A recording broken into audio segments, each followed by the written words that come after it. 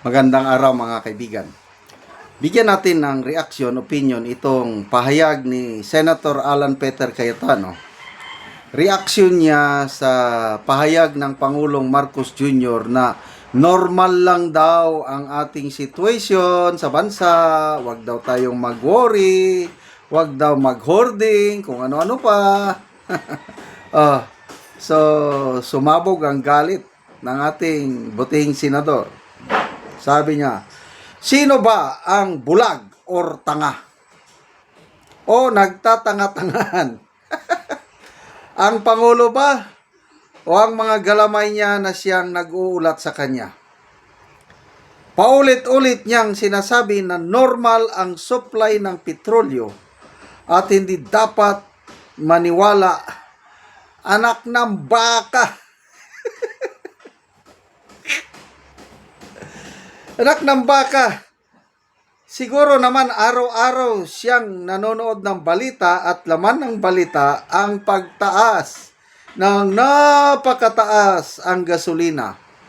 So, paano nyo masasabi na normal ang lahat? Kaya, masisisi mo ba ang mga Pilipino na napapamura na lang tuwing naririnig nila yung salitang normal ang lahat? Maalala ko tuloy yung post ni Atty. Guanzon. Mula sa presidenteng nagmumura, si Tatay Digong, papunta sa presidente na araw-araw mong mumurahin.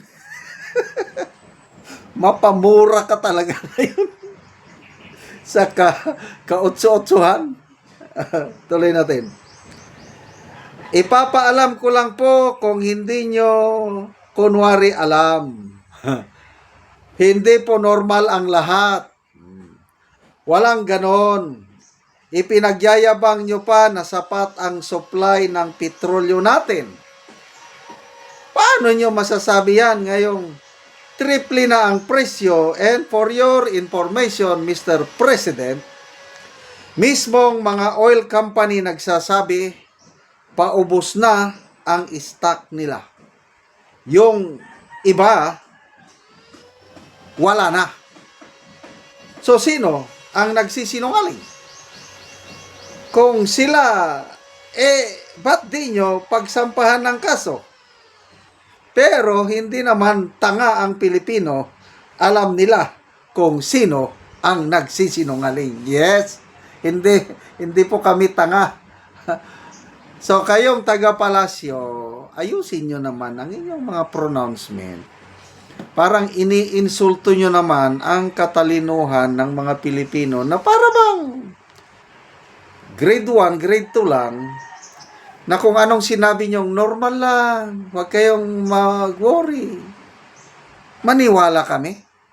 Siguro sa inyo, sa palasyo, normal lang dahil may pera kayo. Hawak nyo ang pera, ang kaban ng taong bayan, at kayo ang may kapangyarihan gagastos niyan. Bilyones ang inyong hawak. Unlimited ang inyong pundo. Kaya normal lang. Kahit 1,000 pa ang presyo, 1 litro ng crudo ba gasolina, walang masyadong epekto po sa inyo. Kayong nasa poder. Papaano na lang si Juan de la Cruz? Kami nga, mag-asawa sa aming pamilya. Sufisyente na yung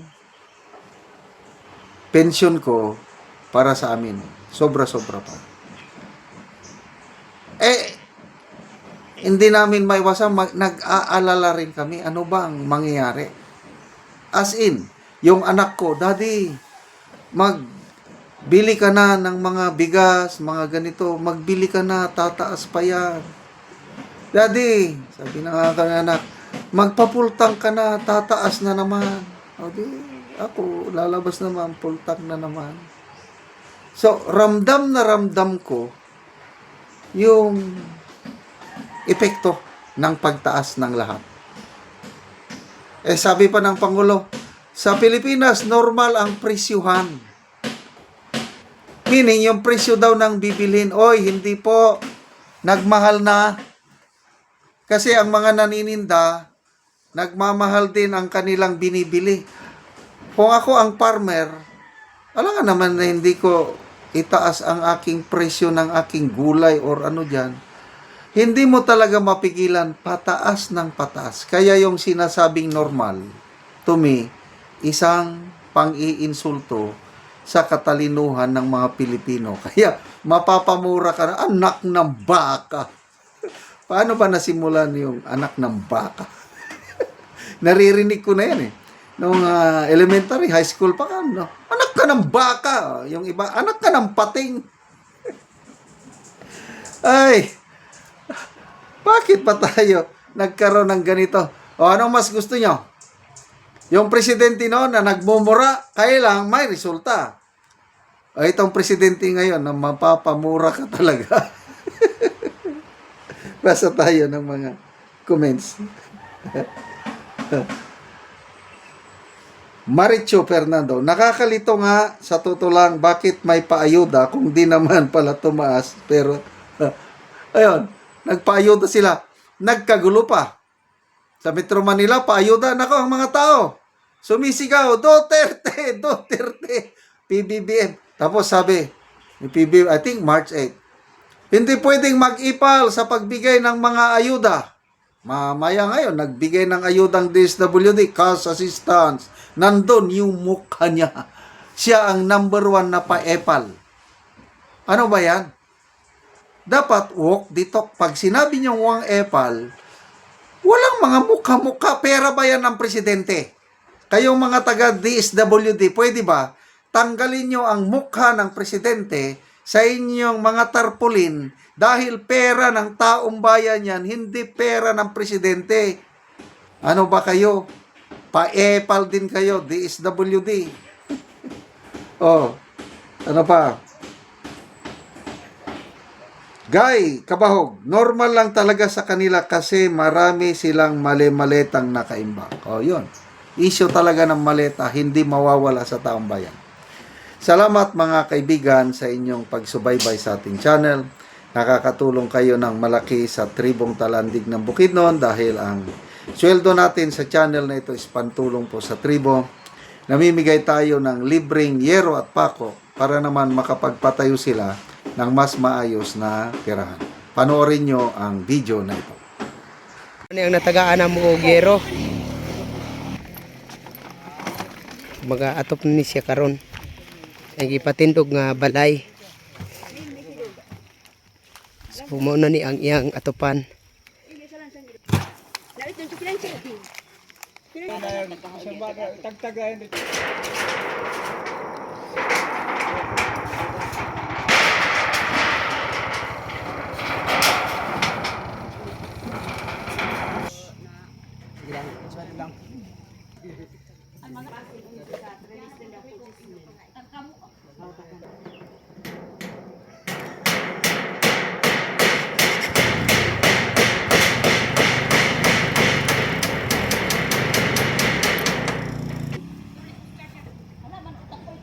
Ano tadi ba? Ano be?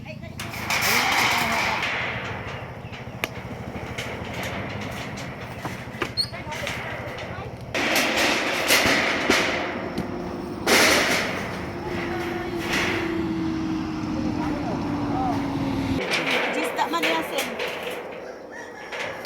Sumbakan ko ako ah. Magsambakan dahil ko.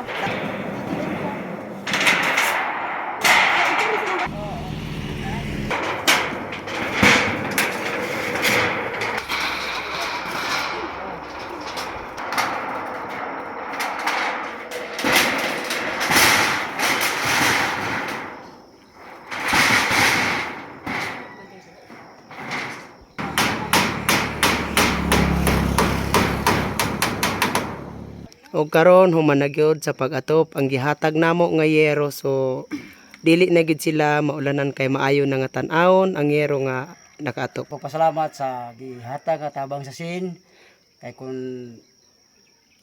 pagpalit lang sa atop ni Sudyo kay ang among paringkamot tama na gid sa kaon labi ka na atong mga eskwela. Nadako gid akong pasalamat sa Ginoo nga naagi hinabang nga nakaabot nga tabang nga pinagi sa pag tabang sa usa ka tawo sa atok nga kuan kini ang gihatag sa mua. Ginoo nga labtan mi sa tabang kay wala man kita lain pasalamatan og naapay ta sa ibot kaibutan kay ang kitang tawo wa man kita mahibok wa gid ang Ginoo. So salamat kaayo.